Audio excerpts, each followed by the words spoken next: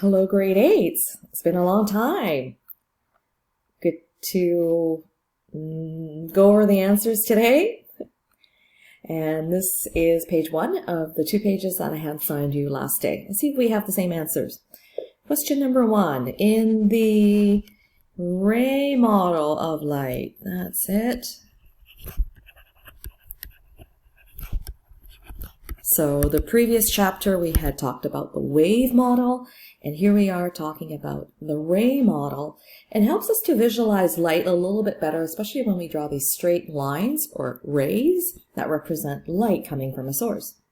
Number 2, when light strikes this kind of material, that would be transparent. So something's considered to be transparent if light passes through. So for example, glass. Number 3, something that's considered to be translucent. Light passes through, but it's scattered a bit. So that would be like, what? Wax paper, maybe? Yeah, I can see through wax paper, but definitely I would not be able to see a nice crisp image. So blurs our image out when that light is scattered. Number 4, it is considered to be opaque when material does not allow light to pass through. All right, keep going. Number 5, we've been talking about how light reflects from a mirror, and we're looking at that angle. The angle of reflection is equal to the angle of,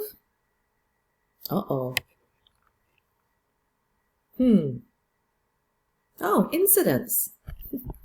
Why did I draw a blank all of a sudden? So the angle at which the light is coming off the mirror, which is the angle of reflection, is equal to the angle of incidence. That would be the angle coming into the mirror. Light bounces off a blank with a regular reflecting pattern.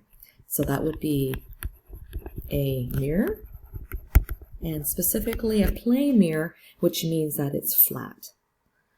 Number 7, the angle of, this time around the word is refraction.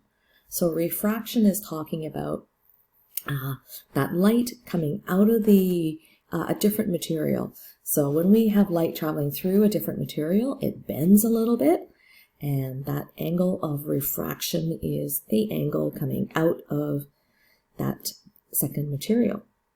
Number 8, when we are measuring the angle of refraction, it's measured between the refracted ray, now my finger is drawing lines instead. Erase that.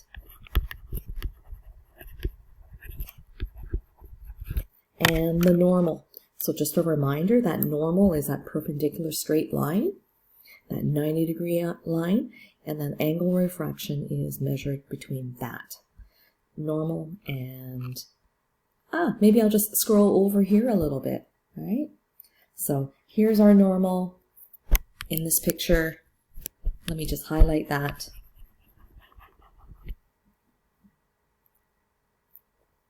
And the normal is considered 90 degree, whether we are talking about air, water, mirror. That perpendicular line is the normal line. Okay, good. I hope you did well on the first page. Let's keep going to the second page and continuing with the matching here. Excuse me. I had just talked about that normal. Normal is that imaginary line passing through the material at 90 degree or right angle. Number 2, what is the angle of refraction? I think, there we go, is measured between the refracted ray and the normal. And number 3, angle of reflection. Angle of reflection. Oh, really? Is it just C? It's the angle of that reflected ray? Yeah. Yep. Okay. No other choice there.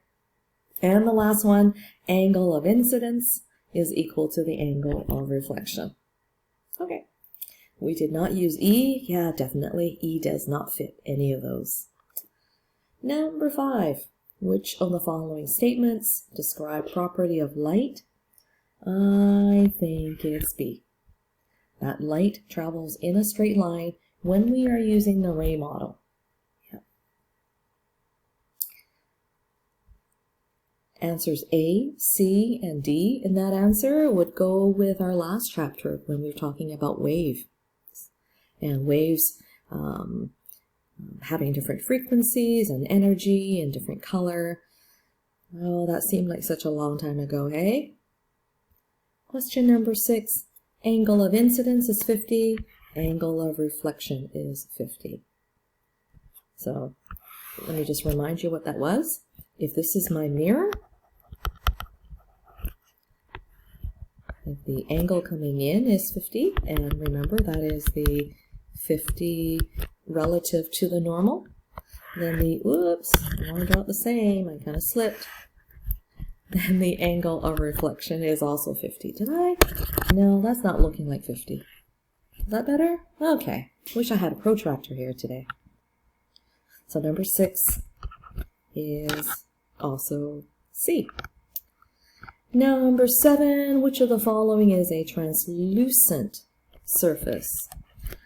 Ah, I get it. We're referring to the diagram up above. So we have 3 surfaces. We have surface X, surface Y, surface Z. I believe that surface Z is the translucent one. There is some light coming through, like these rays that are drawn coming through. But then we also have these rays that are scattered. Oh yeah, a little bit of bending, scattering as well. So Z is definitely the translucent one, where we have some light coming through, but some scattering happening. Number 8, which of the following surfaces would allow rays to pass through? Oh, tricky. I do see light rays passing through in surface X, but then I also see some light rays passing through in surface Z. Oh, when I first did this, I thought my answer was going to be just X, but now that I think about it, I think X and Z. Oh, wait, no, let me read the question again. Allow all the light rays to pass through. No, surface Z did not allow all the light rays to pass through.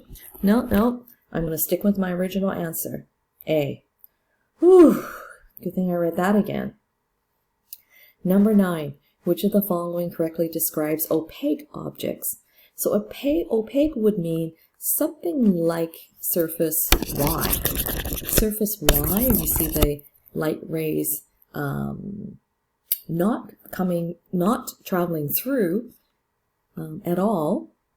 So some of the light rays can be absorbed by the object if the object is considered to be opaque. Sometimes it's reflected as well, yeah. And opaque does not allow light to travel through, that's true. Transmit all light, that's definitely not correct. Opaque means no light is transmitting through. So, no, yeah. D, 1, 2, and 3 are true for an opaque object. Yeah. All right. So I hope you did well and checked your answers. And if you did get something wrong, just make sure you make your corrections and figure out what it is that is making the answer correct. Okay, that's a 9-minute video, and I will see you a little bit later in my second video.